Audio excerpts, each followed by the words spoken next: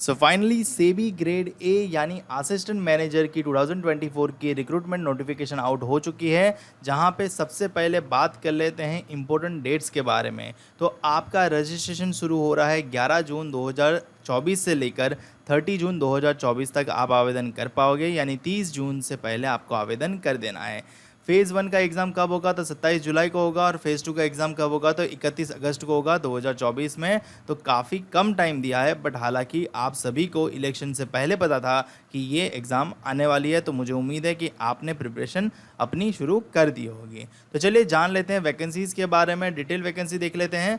General streams के लिए जो आवेदन करेगा उसमें टोटल वैकेंसी 62 है, जहाँ पे अनरिजर्व के लिए 34, ओबीसी के लिए 14, एससी के लिए 7, एसटी के लिए 1 और ईडब्ल्यूएस के लिए 6 वैकेंसीज़ है। यहाँ पे एजुकेशनल क्वालिफिकेशन के बारे में देखेंगे तो मास्टर्स डिग्री या फिर लिखा है पोस्ट ग्रेजुएट या फिर डिप्लोमा, मिनिमम 2 इयर्स ड्यूरेशन होना चाहिए इन एनी डिसिप्लिन में होगा, मतलब masters degree, post graduate degree हो तो कोई भी डिसिप्लिन में होगा तो चलेगा, या फिर बैचलर्स डिग्री इन लॉ होनी चाहिए, या तो बैचलर्स डिग्री इन इंजीनियरिंग होनी चाहिए फ्रॉम अ रिकॉग्नाइज्ड यूनिवर्सिटी। यानी जिन्होंने बैचलर्स डिग्री इन इंजीनियरिंग कर रखा है, कोई भी स्ट्रीम से कर रखा हो, तो वो लोग आवेदन है, या फिर मास्टर्स वाले भी अगर किए हैं मास्टर्स डिग्री या फिर पोस्ट ग्रेजुएट डिग्री तो वो लोग भी आवेदन कर सकते हैं, या फिर chartered financial analyst, company secretary, cost accountant भी आवेदन कर सकते हैं।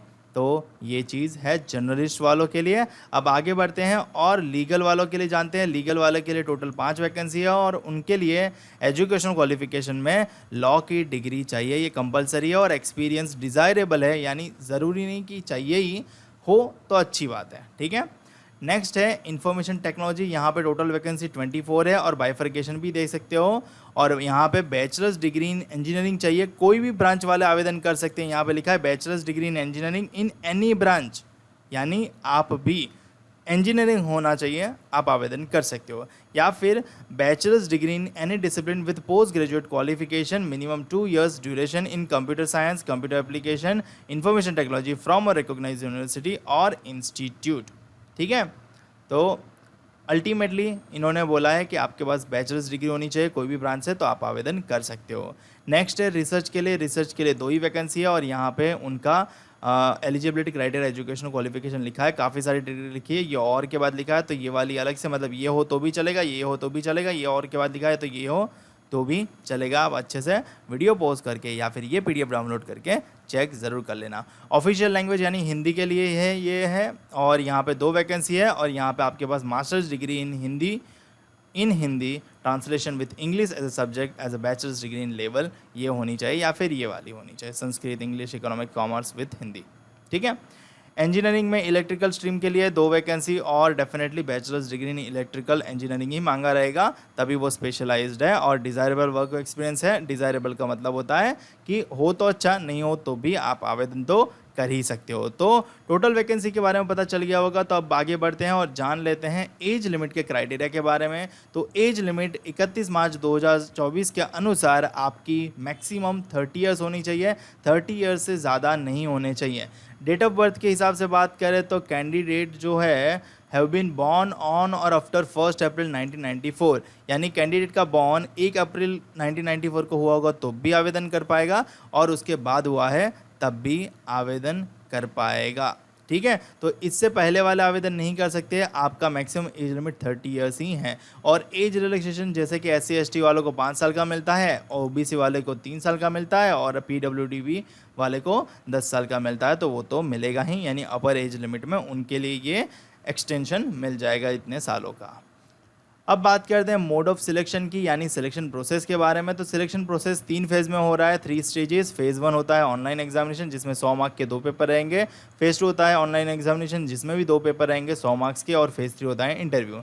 फेज़ 1 का एग्जाम पैटर्न देखेंगे तो यहाँ पे आपको एग्जाम पैटर्न दिख रहा है, ये है पेपर 1, ये है पेपर 2। पेपर 1 सारे स्ट्रीम वालों को लिए कॉमन है, वो आपको देना ही देना है, क्योंकि यहाँ पे जनरल अवेयरनेस पूछा जा रहा है। टोटल 100 मार्क का 60 मिनट का समय दिया जाएगा, और इसके लिए सेपरेट डेडिकेटेड 30% कट ऑफ है, यानी ये वेटेज आपको 30% तो लाना ही है। और पेपर 2 में 2 स्ट्रीम है, यानी जनरल स्ट्रीम वालों के लिए ये और स्पेशलिस्ट स्ट्रीम वालों के लिए, ठीक है। तो जनरल स्ट्रीम वालों के लिए क्या आएगा, एमसीक्यू आएंगे commerce, accountancy, management, finance, costing, companies act and economics पे। और अगर स्पेशलिस्ट स्ट्रीम के लिए आवेदन किया है तो legal stream, research, engineering, official language and IT, तो उनके स्पेशलाइज मल्टीपल चॉइस क्वेश्चन आएंगे 100 क्वेश्चन 40 मिनट, 40% इसका वेटेज है, यानी आपको इसका मिनिमम 40% तो लाना ही है। और ओवरऑल 200 में से, क्योंकि ये 100 + 100 कितने बनेंगे, 200 बनेंगे, तो 200 में से भी आपको 40% लाना ही है, यानी 80 मार्क्स तो आपको मिनिमम लाने ही लाने हैं। नेगेटिव मार्किंग 1/4 है, यहाँ पे मेंशन है, पेपर 1 में भी है, पेपर 2 में भी है। और there shall be a cut off, जो भी ऑलरेडी बोला गया है 30% 40%, तो वो कट ऑफ आपको मेंटेन करना ही करना है। ठीक है, चलिए फेज़ 1 जैसे ही क्लियर होगा आपको फेज़ 2 के लिए बुलाया जाएगा। फेज़ 2 का ऑनलाइन एग्जामिनेशन कुछ इस प्रकार से है। फेज़ 2 में भी 2 पेपर है, पेपर 1 एंड पेपर 2। पेपर 1 सारी स्ट्रीम वालों के लिए ये रहा, इंग्लिश डिस्क्रिप्टिव टेस्ट रहेगा, जहाँ पे आपका ड्राफ्टिंग स्किल टेस्ट किया जाएगा। टोटल 100 मार्क्स, 60 मिनट का समय मिलेगा। 30% मिनिमम कट ऑफ आपको लाना रहेगा, यानी 100 में से 30 तो लाने ही लाने हैं। और इसका वेटेज फाइनल में कैलकुलेट होगा 1/3। पेपर 2 जनरल स्ट्रीम वालों के लिए अलग है और स्पेशलिस्ट स्ट्रीम वालों के लिए अलग है। जनरल स्ट्रीम वालों के लिए मल्टीपल चॉइस क्वेश्चन रहेंगे, commerce, accountancy, management, finance, costing, companies and economics. Total 100 question, 90 minute का समय दिया जाएगा, 40% मिनिमम कट ऑफ, यानी 100 में से 40 तो लाना ही है। और इसको कंसिडर करेंगे 2/3 मार्क में। और लीगल स्ट्रीम के लिए कुछ इस प्रकार से 70 multiple choice question, 3 descriptive question for 10 each on. Same हमें आईटी के लिए कोडिंग टेस्ट रहेगा, रिसर्च के लिए डिस्क्रिप्टिव पेपर रहेगा, और हिंदी के लिए कुछ इस प्रकार से पेपर रहेगा, और इंजीनियरिंग के लिए कुछ इस प्रकार से पेपर रहेगा। 100 मार्क्स 40 मिनट, यहाँ पे 100 मार्क्स 90 मिनट, यहाँ पे 100 मार्क्स 120 मिनट, यहाँ पे 100 मार्क्स 210 मिनट, यहाँ पे 100 मार्क्स 60 मिनट। टोटल वेटेज तो कट ऑफ तो 40% ही है, और वेटेज भी 2/3 ही है। तो ये चीज़ आप अपने स्ट्रीम के हिसाब से देख लो। और ओवरऑल कट ऑफ 50% तो लाना ही है, यानी 200 मार्क्स में 50, यानी 100 मार्क्स तो आपको मिनिमम लाने ही लाने हैं। ठीक है, there shall be a negative marking 1/4 assign to this multiple choice question paper 2 में, फेज़ 2 में। ठीक है, तो जहाँ पे एमसीक्यू है वहाँ पे नेगेटिव मार्किंग है, डिस्क्रिप्टिव में नेगेटिव मार्किंग नहीं रहेगा। जो कट ऑफ मेंटेन किया है वो आपको मेंटेन करना रहेगा।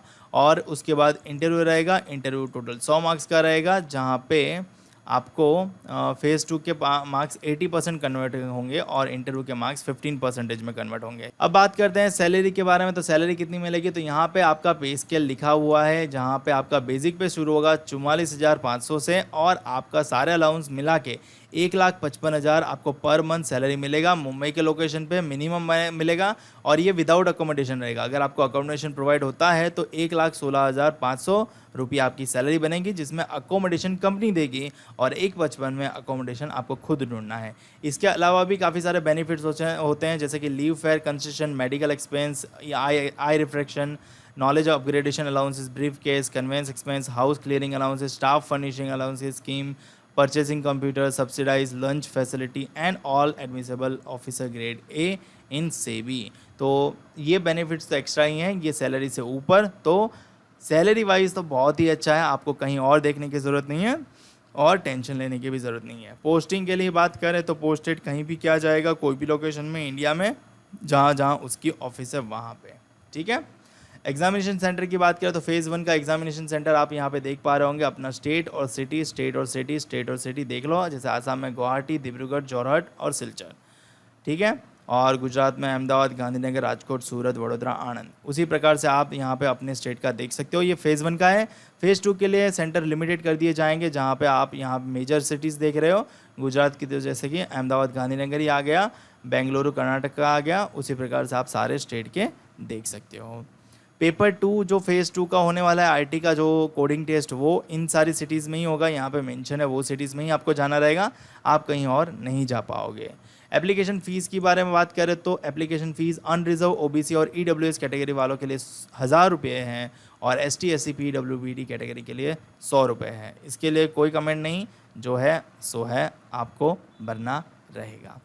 अब बात करते हैं सिलेबस के बारे में। काफ़ी लोगों को क्या होता है कि सर सिलेबस बता दीजिए, ये सब कुछ तो पता चल गया। आवेदन करने की लिंक भी मैं आपको डिस्क्रिप्शन में दे दूंगा, तो आवेदन करने की लिंक आप डिस्क्रिप्शन में ढूंढ लीजिएगा, या तो ऑफिशियल वेबसाइट का भी लिंक दे दूंगा, तो ऑफिशियल वेबसाइट से भी आप ढूंढ लोगे तो वहाँ से भी आपको मिल जाएगा। ये आपका हैंड रिटन डिक्लेरेशन है जो आपको अपलोड करना है, तो ये मार्क कर लीजिएगा। यहाँ पर डेट ऑफ बर्थ नहीं मैंशन करना है, तो आपका जो रेगुलर वाला है वही आपको अपलोड करना है। और अब बात करने वाले थे हम सिलेबस के बारे में, क्योंकि सिलेबस काफ़ी इंपॉर्टेंट हो जाता है और काफ़ी लोगों को सिलेबस ढूंढने में दिक्कत होती है। तो यहाँ पे आपको नोटिफिकेशन के अंदर ही सिलेबस मिल जाएगा। ये रहा syllabus for paper 2 of phase 1 and phase 2 for general stream. General stream वालों के लिए सिलेबस ये कॉमर्स एंड अकाउंटेंसी का, ये मैनेजमेंट का, ये फाइनेंस का, ये कॉस्टिंग का, ये कंपनी एक्ट, ये इकोनॉमिक्स, जो जो यहाँ पे मेंशन है वही पढ़ना है, ज़्यादा आपको नहीं पढ़ना है। जितना यहाँ पे मेंशन है उतना ही पढ़ना है। ये paper 2 of phase 1 and phase 2 in legal stream के लिए ये सिलेबस है। स्क्रीनशॉट ले लीजिएगा पेपर 1, पेपर 2, फेज़ 2 का। ये इंफॉर्मेशन टेक्नोलॉजी के लिए सिलेबस है, तो आपको आईटी वाले को भी exact database, SQL, programming, data analytics, algorithms, networking, IT, data warehousing, shell programming, ये आपका सिलेबस है। और पेपर 2 जो आपका टेस्ट लेने वाले हैं ना, उनके लिए आपको ये वाला पढ़ना है। पेपर 2 ऑफ रिसर्च स्ट्रीम, ये रहा सिलेबस। रिसर्च स्ट्रीम के लिए पेपर 2 फेज़ 2 का सिलेबस ये रहा। सेम अगर आप देखे जाओगे तो इलेक्ट्रिकल इंजीनियरिंग की स्ट्रीम का भी सिलेबस यहाँ पे मेंशन है। तो ऑफिशियल पीडीएफ मैं आपको डिस्क्रिप्शन में दे दूंगा, तो डिस्क्रिप्शन से ये वाला सिलेबस आप अपने कंप्यूटर पे देख सकते हो या फिर वीडियो पॉज करके भी देख सकते हो। मुझे उम्मीद है कि आपको सारा डाउट क्लियर हो गया होगा। तो मिलते हैं अगले वीडियो में, और चैनल को सब्सक्राइब ज़रूर कर लीजिएगा ऐसे और इंटरेस्टिंग वीडियो के लिए।